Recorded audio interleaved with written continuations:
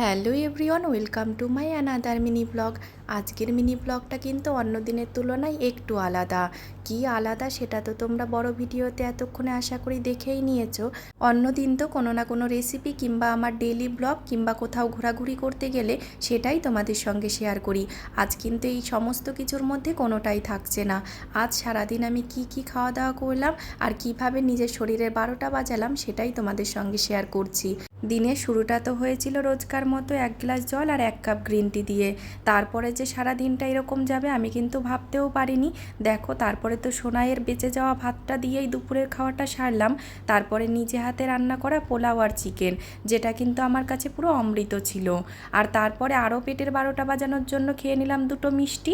সারাদিন ধরে শরীরের উপর এতখানি অত্যাচার করার পরে রাতে আর অত্যাচার করার সেই সাহসটা হলো না। সেই জন্য নর্মাল 1 কাপ গ্রিন টি খেয়েই রাতের খাওয়াটা কমপ্লিট করে ঘুমিয়ে পড়বো।